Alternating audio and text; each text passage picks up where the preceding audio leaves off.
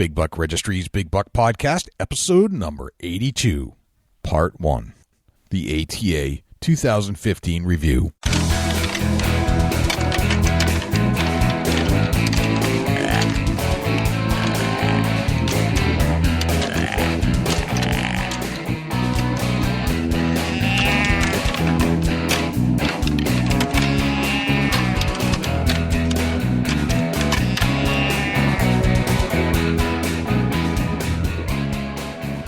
Big Buck Registry is a virtual museum of hunting stories. We preserve a piece of Americana by interviewing and recording hunters about their hunts and experiences from across the country. And who knows, maybe we'll learn a thing or two along the way that'll help us take our hunt to the next level. Hey, this is Corby Taylor, host of the Wild Game Hunting Podcast, and you're listening to another great episode of the Big Buck Registries Big Buck Podcast. Hello, fellow hunters. This is CarrieZ from the Wild World of CarrieZ podcast. You know, I don't always listen to other hunting podcasts, but when I do, I listen to the Big Buck Registry's Big Buck Podcast. Stay hunting, my friends. Hey, this is Mike Adams, the Up North Journal Podcast. When I'm not gunning for turkeys, hanging out in my tree stand, or running my trap line, I'm listening to the Big Buck Registry Podcast. So let's turn it up and step outside with your hosts, Jay and Dusty. Hello, bow hunters. This is Philip Havens, host of the Bowhunting Freedom Podcast at bowhuntingfreedom.com. Get ready for another great episode of Big Buck Registry's Big Buck Deer Hunting Podcast. Welcome to the show, everybody. This is your host, Jay Scott of the Big Buck Registries Big Buck Podcast. I'm fresh back from the ATA with my good friend Dusty Phillips, and he is on the other line with me as well. What's going on, Dusty? Oh, man, just winding down from the ATA show. What one awesome experience right there. It's something that is one of them that was too good to be true. Really is, man. That was one of the most energy-filled 3-day events I have ever gone to in any career that I've ever been in. Just unbelievable. I got to agree with you there. It was one of them experiences that I was honored to be able to experience. Yeah. Well, I think we need to run down a few of the highlights there.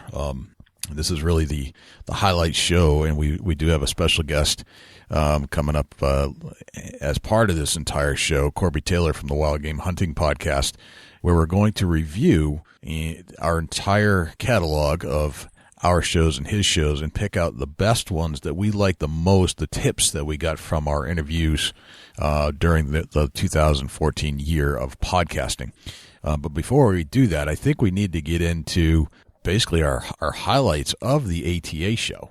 Yeah, you know, I picked you up from the airport, and man, I was thrilled to death. It was like hunting a mature buck, and I finally laid eyes on him, man. I got a rush from there, and that rush never let loose until about Sunday evening, about 8 o'clock at night, man. I come off my high, and I was like, man, what a weekend. Yeah, so I got I guess we should back up a little bit about how I even got to your house in the first place. Yeah, absolutely. Let's tell the story. That was a bit challenging. I was supposed to head down to North Carolina to hunt hogs with my good friend Bob, the Buckhorn boat dock, down in right around Sims, North Carolina. And I was going to head down there for a few days and had everything booked. And then on Wednesday, fly to you to hang out with you before we headed to the show. And as things go, sometimes this time of year with all kinds of challenges, I got an email Sunday night from the airlines that said, your flight has been canceled. Not fun, man. Not fun at all. That's a terrible way to start off a vacation week, that's for sure. Yeah, and I don't even consider this vacation. I think this is just, it's part of our future life, basically, and I think it was work. But, you know, the hog hunting, I was going to get some content down there, too, because there's some guys that are big whitetail hunters down there, and we're going to try and chat it up. And I was bringing all the podcast equipment anyway because we were traveling with it to the show, which, by the way, made my bag extremely heavy, just so you know. No, we don't need to hear the complaining. I'm not complaining. I'm not complaining at all. It was heavy, you know. I was my bag was pretty light and an enjoyable walk for a couple miles, you know. So I got a flight cancellation. I called them up immediately, and they had me on a flight the following day towards the afternoon, which I said, yeah, I can't. There's no way I'm going to hunt for 8 hours down in North Carolina, turn around, and go to Dayton. You might as well just send me to Dayton. So we headed out to got it all rescheduled to Dayton, and then they canceled that flight. So I obviously called you right then. I said, stay tuned for future reference, what's going on. And then it was getting interesting for a little bit there. I was like, man, this is going to get all messed up. Right. We got plans to leave out the following morning. Right. But it panned out in the end. It did pan out. And you headed out to the airport to pick me up around 2:00 because you didn't read my text or didn't get my text that said I'm back to the 5:30 flight. So so I drove clear of the airport, which is all not the way too to the bad. airport. That's all right. You're Not 45 too bad. minutes away, right, or something like that. Yeah, about that roughly. Yeah. So, but I ended up hanging out in Philadelphia for a couple hours, and we were talking pretty much, half an hour while you were on the way to the airport. I was in Philadelphia drinking cocktails at one of the fancy bars in there. And by the time I was getting on the plane, you were back at your house, and I was 2 hours away from Philly to Dayton. So, and then I finally landed, around 5:00? Yeah, 5-ish. So I think it's 5:30. a little bit, somewhere around there, 5:30-ish. And you drove your new Chevy in there sporting all the Big Buck Registry Deer Hunting Podcast decals. Absolutely. I couldn't miss it. There was no way for me to possibly miss that truck. It was beautiful. Absolutely loved it.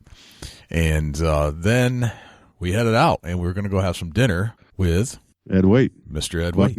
Buckmaster's Master Scorer. The Buckmaster's Master Scorer, who we frequently refer to on the show. And Ed is such a great guy. He's so mild-mannered, very shy. And I think that's part of the reason he doesn't want to be on our show. I don't even know if he listens to the show. I think he tunes in now and then.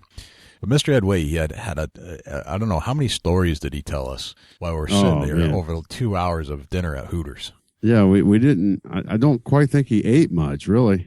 I think he took half of his food home with him. He did. He was telling stories, you could tell he was enjoying himself, and so was I. I had a blast. Yeah, he told us so many stories about different deer he scored, and as it turns out, the gal that I was on the flight with was heading back to Cedarville to go to school. She was a day late because all the cancellations, her classes had started the day before. But I got talking about who we were and where I was going and why I was going there, and she said that her friend on her soccer team shot a big deer in Pennsylvania. And it was the 4th largest buck ever killed in Pennsylvania. Of course, my ears perked up quite a bit. I gave her a card and asked her to call me. And as we're sitting down with Ed, I tell him this same story. And he said, I scored that buck. I know who this girl is. It's Hannah. And I can send you all the pictures and contact information. Wasn't that just an amazing piece of that trip that was kind of reminded us how small the world really is? Yeah, not only that, but it was a kickoff to a great weekend. Yeah, it was just fantastic. So Ed gave me a book, and I haven't read it yet, but I do plan to read it. He signed it for me. I made him sign it because he's a world-famous guy to me. And away we went, and we headed back to your house. Yeah, absolutely. And we thank Ed for joining us for dinner. And really, he's got some awesome stories. And if you've never heard him, you need to check out Ed Waite there on Facebook. Mm-hmm. Ed Waite, Buckmaster's Master Scorer, and tune in with him. He usually posts bucks weekly. It's a pretty unique page. Yep, and he's got a book out. See if I can find it here. It's in the studio here somewhere. I don't know where I put it. I'm still unpacking a lot of my stuff. But he does have a book out if you want to read it. And it's all these great stories about all the deer he's ever scored. It's called Wall Hangers. Wall Hangers. Thank you very much. So that was fantastic. Then we got to your house after dinner. Yeah, checked out my family and my place. Your crib, your hunting crib that you frequent. Yeah, it's set up for a hunter to live in and enjoy. Yeah, we got to your house and walked into your garage, and you have kind of Mantown set up out there, a little big screen TV. You've got a bunch of your small bucks, I guess is what you'd refer to them, right. All of which are about this bigger than most of the deer I've ever shot in New Hampshire. They're all trophies. They're all trophies. Every deer is a trophy. Yep. I don't know how many you have hanging in the garage, 7, 8, something like that. Yeah, somewhere in there. Thereabouts. And you got your couch out there. You got your linoleum laid down on the couch or just underneath the couch. So you put your feet up after probably hanging out in some wet, mucky stuff, kind of like a mud room. And you showed me all the things that you've built at your house over time. And walked in, your girls were still up, and they came over and gave me a big hug, and I was. Just that was probably one of the highlights of the whole trip for me. Your girls were excited to meet me, and I was excited to meet them. Oh, they was thrilled to death. Paisley sets in with us throughout most of the podcast. She don't have a mic in front of her, but she's got a headset on where she can listen to us. Yeah. And she was thrilled to death that Jay was finally coming in. She could meet her. And, my middle daughter, she was definitely thrilled also. She sits in here and there, but just don't have the podcasting thrive and drive like my oldest girl does. And the youngest one just smiles and looks at you. She's too young to know what's up yet. That was awesome. And you ended up, I slept in your basement in a nice room you had all set up for me, and a heater, and your wife, Sarah, was trying to keep it warm enough. And I'm like, no, I like it around 64. Yeah, it's definitely, I'm in the studio right now, and it's somewhere around 70-ish in here. And, the basement stays around 68, somewhere in there. Mm-hmm. And she was definitely worried that you would be cold in 68-degree temperatures. Yeah, little did she know that I sleep perfectly soundly in 62-degree weather. That's awesome for me. So no, it worked out great. Your house, I was fascinated. I don't know if you know what Pottery Barn is, but your house is like a Pottery Barn replica, and I only know what it is because my wife shows me these magazines, and it's a lot of it's recreated antique type style house decor.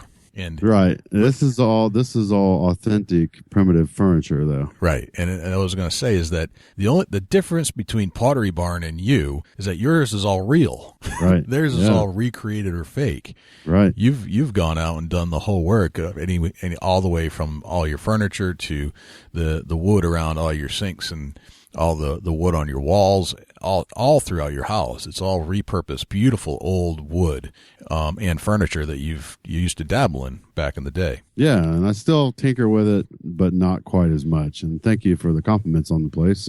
We've done a lot of work here, and it's a place we call home. Yeah, it's a beautiful house. Just very homey, and I could hang out with you for many, many days there and just feel like I never left my own house. So that's awesome. Job well done. Thank you. So we got up in the morning. We were all jazzed up. I don't think I even slept hardly at all. But I know I didn't. No. I was too amped up, man. Yeah, and we got out our supplies, which is included all our microphones and all the stuff we're bringing with us, and all our gear, and our sporting our flying our flags and our colors and our shirts and all that stuff. But the two most important things was hand sanitizer, because you're going to shake 8 million hands, and there are people flying in who have been through the flu bout. We're just trying to stay healthy the whole time, and we're pounding some of the most disgusting vitamin C drinks you can imagine. That was rough. It's a little rugged.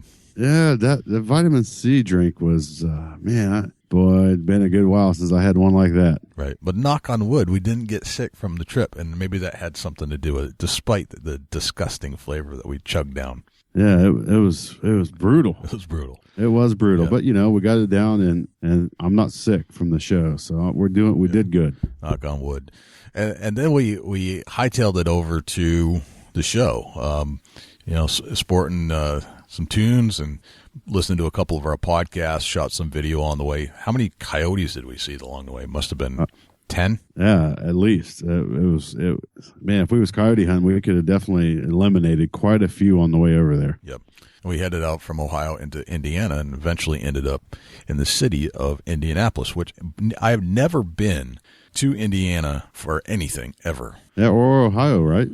Just to Cincinnati and the airport, but not out of the airport, outside to go mingle with the crowd, so to speak. Right. Well, the Cincinnati airport's actually in Kentucky. Okay, well, then I have been corrected. I have never been to Ohio until I came to your house. It's just south of the Ohio-Kentucky line in Kentucky. I did not know that. And Fascinating. They call it the Cincinnati Airport. There you go. That's fantastic. Little known fact I had no idea about. So we cruised into the show, and we had to get into that parking garage. And we had about 2 inches, and I have some major good video footage of how close it actually was. Oh, it was scary close. Yeah. We get in this place, this parking garage, and you'd just be randomly driving through, and you look up, and there'd be like a square box made out of pipe with it had like pipe insulation wrapping around it. So if you hit it, it was going to destroy your car, but it looked like it was cushioned. Right. Interesting. It was very interesting. I don't know. So we got all that done. It was freezing cold. My face was going to fall off. There's no question about that. It was wind chills probably minus 30, and we had to walk probably 7,500 yards from the garage to the entry point of the ATA at the Indiana Convention Center. Oh, it was cold. It was brutally cold. It was brutally cold. If you look at some of the videos that I took, all I hear is I'm just gasping, like from going from super cold to a nice warm interior of the convention center. It was, it was brutal. So checked our coach. We ran down to the registration table, scanned in our registration tickets, and got our badges. And away we went. And who did we see right away? But I got a flash of Jim and Ava Shockey heading down the hallway towards the same direction we were going to. So I knew that was a good indicator. It was going to be a good weekend. Oh, yeah, absolutely. Anytime that you're at a show and they're just walking the halls, that's an indicator that you're at one of the very best shows in the nation. Yep. Just awesome. So the ATA show, it's the Archery Trade Association. It's their annual event, and it moves around from place to place. This year it was in Indianapolis, and it's basically a precursor to all the ordering that's done for the entire hunting industry for what retailers and online stores are going to stock their stores with throughout the year. Yeah, it's pretty amazing. We ran into quite a few. There was Cabela's there, Dick's Sporting Goods, Field and Stream reps were there. Bowhunting.com was, we seen a lot of their writers in the same room that we was in. Yep. They're doing product reviews and what's coming next at bowhunting.com. They're actually posting the products that they introduced at the ATA show for 2015. All the new products come out. They did a review on them right there on their blogs. It's crazy. So their whole goal is to sit there and type and type and type. And I felt bad for them because we just talk and talk and talk, but we don't type a lot. And I think they were kind of getting worn out. They had only been there a few hours. Yeah, I think they was definitely jealous of what we did versus what they did. I think they kind of saw the light that podcasting might be a good forum for them as well. Right, absolutely. It was just one of them things where we would walk out and get some content and pick up one of our guests and come back and set the mics and push the record button and sit there and cut up, have a good time, and then we'd be done. We'd head back out to the floor and pick up our next guest and come back and do it all over again. Yeah. And I mean, our goal was twofold, was to meet up and shake a lot of hands, meet a lot of people that we've had on this show throughout the year, try to set up some other future interviews, and then do a whole bunch of product looking and reviews that as we cruised the floor. So we had to pack it all into 3 days basically is what we did. But we cruised the floor. We kind of got a whole feel of kind of who was there, what was going on. We ended up bumping into a lot of people. Ended up the very first day, we did bumped into Jim and Ava and Louise Shockey. And of course, we're doing these rapid photo ops. Adam Vinatieri, the kicker for the Indianapolis Colts, who's also friends with Mark Clifford down in Kentucky, and he's an avid hunter, so that was kind of cool to see him. He just came in from practice before getting ready for the game with the Denver Broncos, which they've won, obviously. And now we're traveling to New England to play the New England Patriots. Yeah, they had all kinds of sign-up booths. Bumped into Tim Sylvia, the MMA fighter. The Drury family, Will Primos, bumped into Tim Burnett, whose show was going to be launched and was launched last Saturday, but got to actually put a hand and a face together with him and say thank you for being on our show. That was very cool. Absolutely. It's always nice when we can meet up with a guest of the show and talk with them and shake their hand and get to know each other a little better. Yep. Let's see. Who else did we bump into? We bumped into David Blanton, the great Salvo Magro, Blackfoot from, I forgot who he's working for now, but Maximum Outdoors, thank you. And he was cruising the show the whole time, doing hardcore videography for his new venture. Bumped into those guys, bumped into Ronnie Strickland, and right away, actually, down by the Spy Point camera, we bumped into Michael Waddell and T-Bone Travis Turner and Nick Munt. And you got a little starstruck there a little bit. Yeah, I did.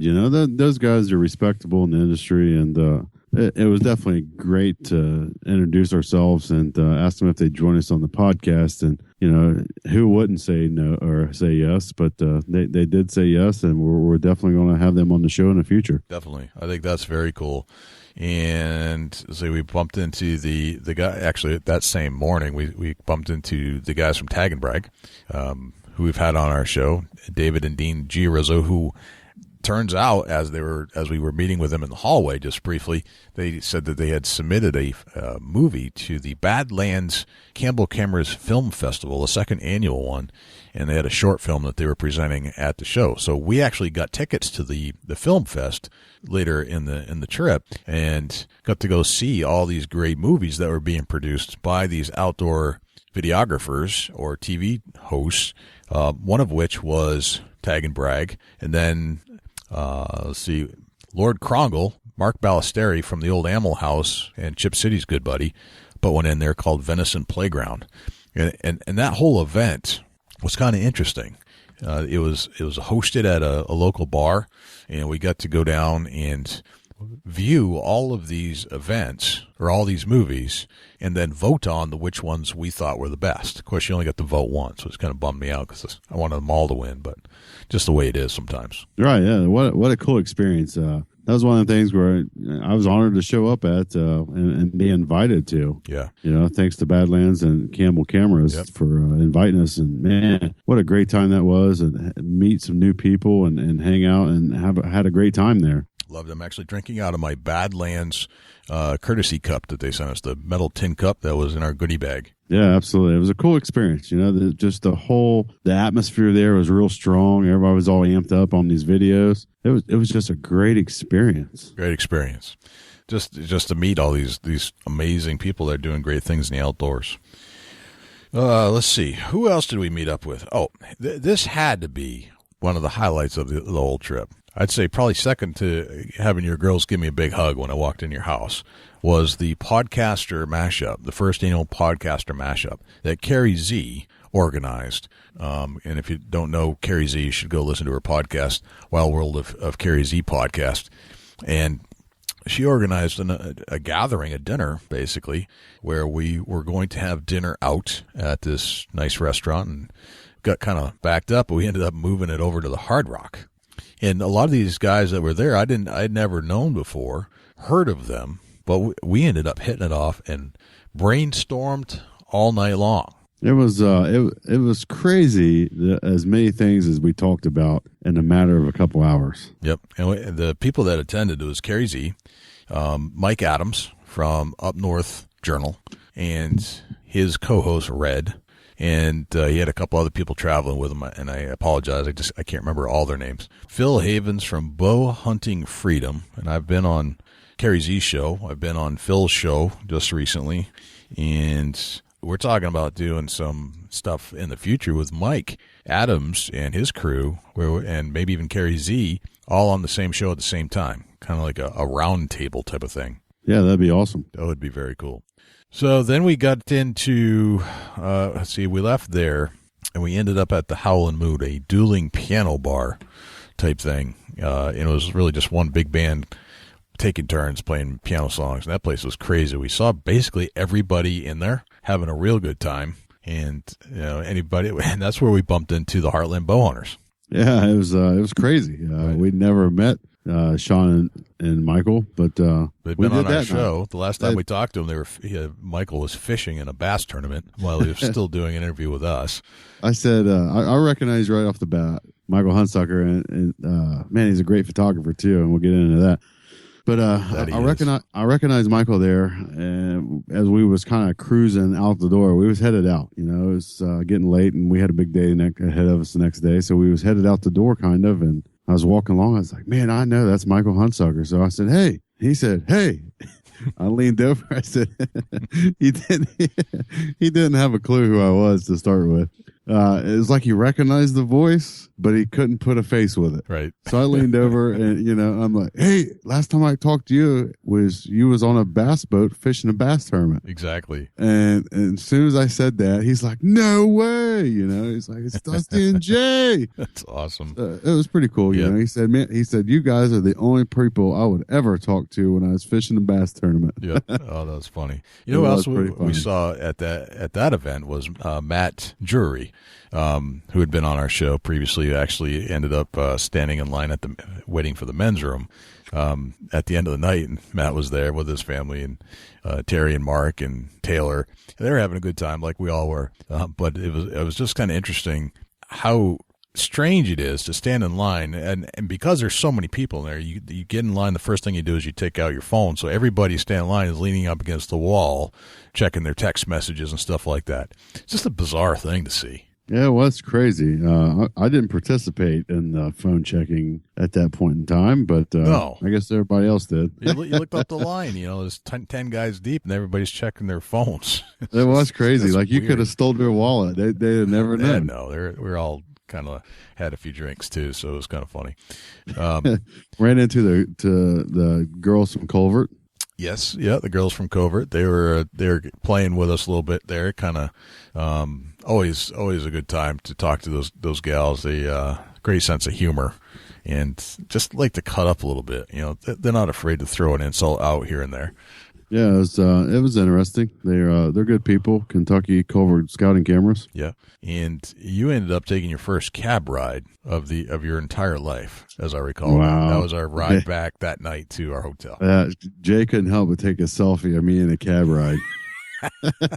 You look shocked. You're like, what is this? I was like, yeah, this lady picks us up, and I'm like asking, how long you been driving a cab? I'm like asking all safety questions. That's hilarious. It was crazy. First cab ride cost us quite a bit, and I may walk next time. Yeah. So that night was also highlighted by hanging out with Jay Fish and Doug Kostrava. Jay is the owner of the Johnny King rack, and we got to hold the Johnny King buck rack for the first time, the original authentic rack, as we were hanging out in the Hooters restaurant.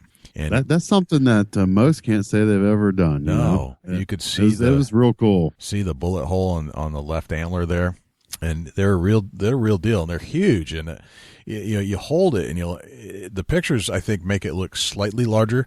It is, but it's still the biggest rack that I've ever held. There's no question about it.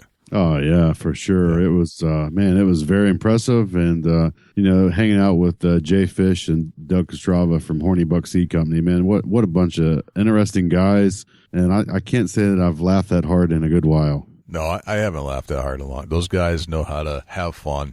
They're always joking around. We're constantly bumping into Jay and Doug anywhere we went, and it was always just fun. In fact, I remember we were at the food court one afternoon, and I saw Doug in the corner not far from where we were. He didn't see us, and he was on his phone. So I called him. I said, Doug, and he was right near the water cooler. I said, could you give me a glass of water? He's like, you sons of guns. Yeah, he looked up and was pointing at us and like, look at these guys. We wasn't 50 yards from him. Oh, it was fantastic. Who else we bump into? Hal Schaefer, Ronnie Strickland, Bonnie McFerrin, and Mike McFerrin from Legends of the Fall, David Blanton. We got to run in with Kenyon Bankston there for a little while. Kenyon Bankston, yeah, we got to hang out, and we photobombed Josh Carney from Son of the South. Son of the South, and now he calls me Jay the Creeper. Jay the Creeper. That fits you as much photo bombing as you did. I couldn't help myself. He was standing there getting this beautiful photo op with Ava Shockey. Like, I'm getting in there, man. Watch this. Right on. We ran into Allison Onan there. Yeah, we ran into a lot of people there. Wow. Allison Onan was there, and we ended up grabbing her to do an interview with Matt Duff and Jeff Danker from Major League Bowhunter. And those guys went deep, man. I mean, talk about, it's not just about hunting. I mean, it's a lifestyle for them. It's almost related back to like baseball and how you had to be confident as an athlete. Now they take that confidence to the woods, and we talked everything from repetition, muscle memory, to being confident in your skill level, to correcting a shooting problem that you have because of basically pulling your head up a little too much during the shot. There's all kinds of very, very, very deep things that we talked about that you don't normally think about when you think about hunting. Yeah, absolutely. And we got as much information out of Matt and Jeff that we possibly could right there at the show. We got deep into that. What was the technical term for what he was having there? He's having target. Yeah, so Matt Duff talks about this target panic, and it's basically where you have your sights lined up on the target, but then your eye pulls away from your sights and you look at the animal, and the sights actually draw up or down, and you end up missing the shot.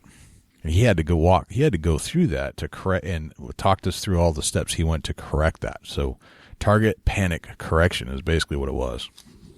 And that show is going to be coming up in its entirety down the road, and that's going to be probably airing in the next 2 to 3 weeks, and that'll be with Jeff Danker and Matt Duff from Major League Bowhunter. Let's see. So the next day, we ended up doing our reviews, and we were able to go around and find some of the more interesting products that we saw, which included stick and pick. And some of these things have been around for a while, but we just picked out some of the ones we thought were more interesting. Stick and pick, which is a device that helps you to hang ozonics or cameras anywhere, game cameras anywhere that you need to, quickly and easily without having to get into some more technical aspects of setup. Does that sound about right? Yeah, absolutely. Stick and pick. Ozonics, our old friends from Ozonics. We got to meet Dennis Fink, who was on the show, and Dennis what I was fascinated with when it came to the ozonic unit is that it's much smaller than I had envisioned. It's amazingly smaller than I ever envisioned. It's light. It's in the video that you see in our review, you'll see that it's smaller than my hand. I mean, my hand spread out wide it's not a small hand, but you can actually fit the whole case inside my hand, and you were able to pick it up with 2 fingers. Yeah, you're able to hold it with 2 fingers right in the palm of your hand. It's made to pack the long trek. It's not going to be a lot of weight in your bag. Right. And I'm hearing that guys are using this ozonics on their walk in. It's actually covering their scent trail on their way in too. So man, that's impressive. It is impressive, and now I can see how you can do it because it fits in your backpack very easily, and I didn't think it would. Now we also met up with Tori Middleton McCrae from Country Girls Outdoors, who was featured on episode 39 of the Big Buck Registries Big Buck podcast. And we met up with Matt Hyatt, who shot Big Frank, who was on episode number 33 of the Big Buck podcast. We did a review on the Garmin Verb, which is the new outdoor adventure camera that Garmin came out with, and it's kind of a competitor to the GoPro, and it has some very interesting features, like where it has a heart monitor. So if you wear this device, it'll monitor your heart, the temperature, the ambient temperature, show your heart rising as the buck's coming in, perhaps.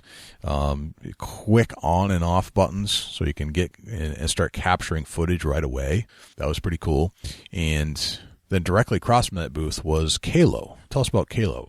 Yeah, Kalo is it's made of surgical silicone. It's actually a replacement of your wedding band for outdoor activities so that you don't damage your finger, say get it caught in something, piece of equipment. It's one of the things where there's multiple applications for the Kalo.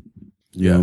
My thing is when I'm out working on a piece of farm equipment, say I'm out at mom and dad's or somewhere like that, and I'm working on something, and there's always that chance that when you have your wedding band on, that you're going to catch your finger in a piece of equipment and tear your finger off or peel the skin all the way down to the bone, trying to get your finger loosened out of a wedge spot that's going to either cut it off or tear it off or break it or whatever situation you may come into. But the Kalo is a silicone replacement wedding band for outdoor activities, or if you're cooking and you want to wear your wedding band, or if you're doing something that's a yard work or anything like that. And I've worn my wedding band so long that I almost feel naked without it. And that, that's something that I'm sure other people can relate to. And this Kalo is just a replacement for times that really you can't wear your wedding band, or you prefer not to, so that you don't get it all nasty. Right. I mean, I've certainly had some situations where my wedding ring got real dirty because I was, going through the muck, and I didn't really want that to happen, but it did. Or, you start carving up a deer that you just shot and gets all bloody. I mean, there are definitely some applications, and there's been some situations where my ring got caught a little bit on a stick or some kind of a metal device, and I kind of wish that I wasn't wearing that particular ring at that time. So I can see where this might come in handy. Oh, yeah, absolutely. Somebody that's in the medical field in the hospitals, this thing is great to put rubber gloves on, everything. Right. It's got multiple uses. I'm not saying that let's replace the wedding band that we got married with, but there's situations where that wedding band, this would replace it, and you still have your wedding band on. Yep, exactly. I did a review of the ADAC trailer, the adventure trailer. I've been in love with this thing ever since I saw Jenna Waller bugging around in that thing. It's built for off-roading. That's amazing. And it's a camper, really. It's a tote camper. But it's got all these major ingenuity designs in it that allow it to go off-road. And it just feels rugged. I mean, it's just like one of those rugged vehicles that you just can't wait to get out on the back roads with. Right, absolutely. It's got a recessed axle for ground clearance. The rear end of it's tapered. So if you're going down a steep grade and you come back up, that you shouldn't be dragging the back end of this unit. It's an all-terrain camping trailer. Right, exactly. Great design, lots of storage for guns and bows and supplies, propane. Got your sink, you got hot water, you got a refrigerator, you got an outside kitchen on the back that folds out. Yep. Generator mounts on the front. It's a bumper hitch. You can tow it with a half-ton truck, no problem at all. Yep. And hit the road, the backwoods. Yeah, you can go anywhere you want. You got a full kitchen outside and a full kitchen inside. Microwave, huge shower. The gentleman that gave us the tour of the place actually was a very large man. He was able to fit in there no problem. So I'm kind of liking that ADAC trailer a lot, and it's exactly what I thought it would be when I saw it. But man, that thing is rocking. We stopped at the Big and J booth. You did the whole interview. Tell us about that one. Yeah, Big and J is they're doing a whitetail products, or attractant for whitetails, I should say. They just come out with a sweet corn mix, and you can order their product at bigandj.com on the internet. And they got some really unique items for 2015. And I think that, it's one of the things where they're going to make it a long way. They're behind Heartland Bowhunter as far as sponsorship with Big and J products, and you're going to start seeing a lot more of them. Yep. One of the products that we didn't get to kind of review in its entirety by video, but we get to talk to Kenyon Bankston about it and get to see it a little bit down at the Spy Point camera setup. It was a mobile webcam for your tree stand or blind that you can take with you. And somehow it feeds off, and this product isn't out yet. There are a lot of these products that aren't out on the market yet and won't be till April or May. But basically, you bring this camera with you, and it will feed off your phone and it'll give you a live stream feed right to the internet, so people could virtually hunt with you wherever you are. And that just kind of blows me away. We haven't seen it in action outside. We only got to see it a little bit inside.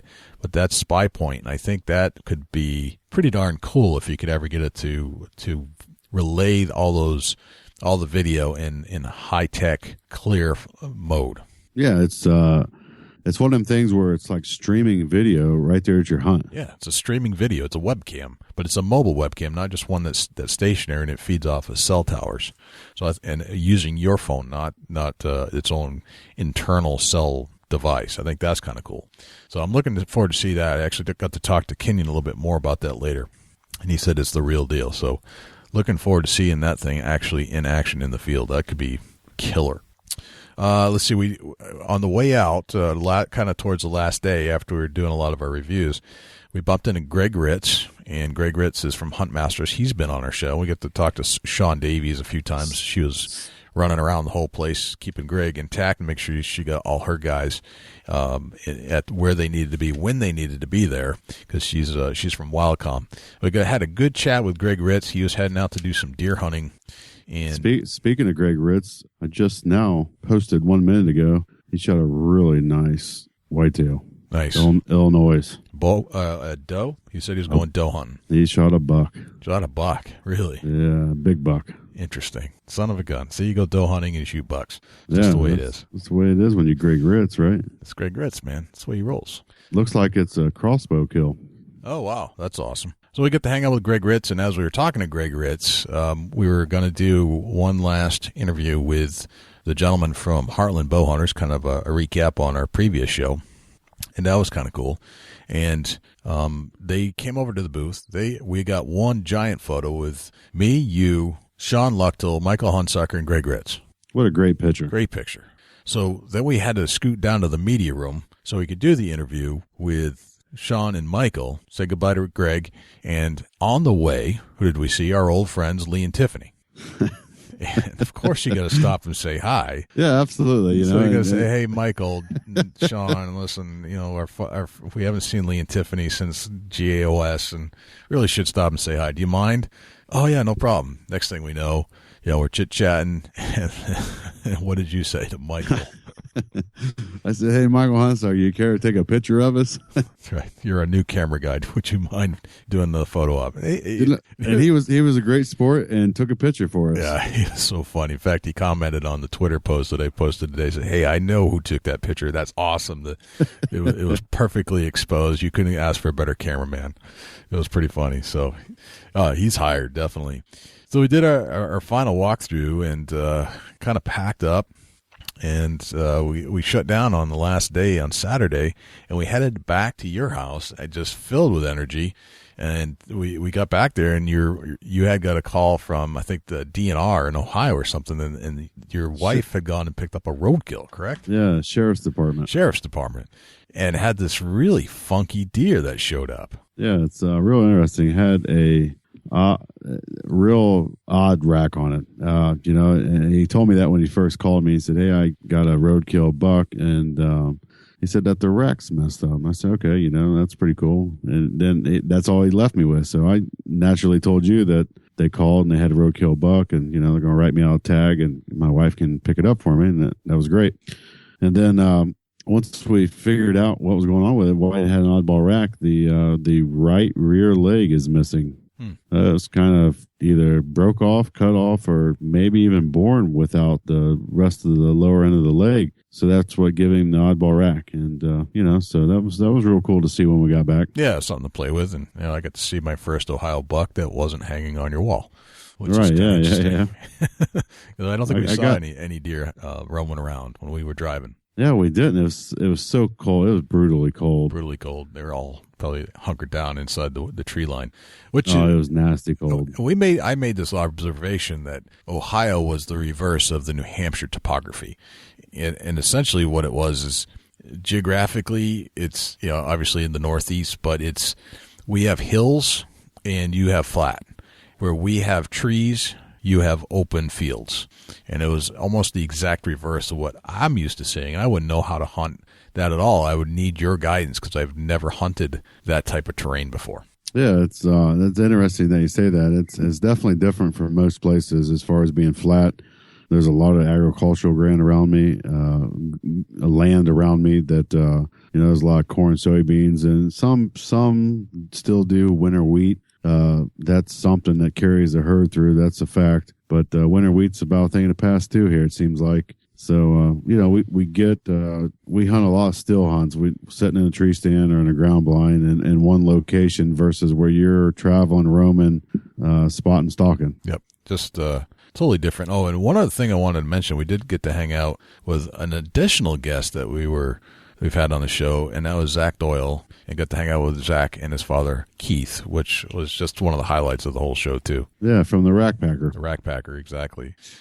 So that was kind of the wrap, man. And then you took me out to your deer stand and showed me where you hunt. We dropped off some corn. I heard you typing in GPS coordinates. I didn't say nothing to you right there, but I heard you doing it. Oh, yeah. No, I could bring you back there in a second. No problem. So if I kick off, you'll be here hunting my spot. With or without you, brother, I will be in your stand. Nice. Beauty of GPS units on smartphones. Appreciate that. Plug that in when nobody's looking. Right, yeah, I heard you plucking at it, so I knew what you was doing. No doubt in my mind. Yeah. And one of the last people we met on the way out was Gordon Whittington from North American Whitetail, just one of their more famous writers. And I think we're going to get him on the show and talk some good deer stories down the road. Yeah, absolutely. Gordon's famous for his writings and, done a lot of deer reviews and been able to see a lot of big bucks over the years. Yep. I know this thing's closed to the public, but if you are in the industry, you really need to get to an ATA show sometime if you've never been.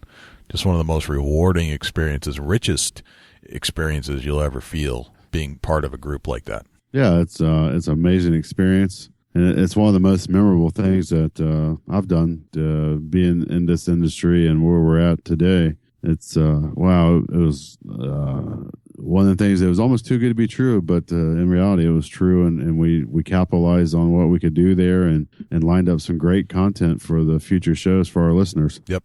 And just a shout out again to Red and Mike Adams, CarrieZ, Phil Havens for the podcaster mashup there, and I can't wait to do that again next year. Well, Dusty, that was just a great trip. Let's take a break, and when we come back, we'll hit all of our top 2 each. We'll do our top 2 tips that we had from our guests for the 2014 podcast interview season. How about that? Awesome. Let's do it. All right.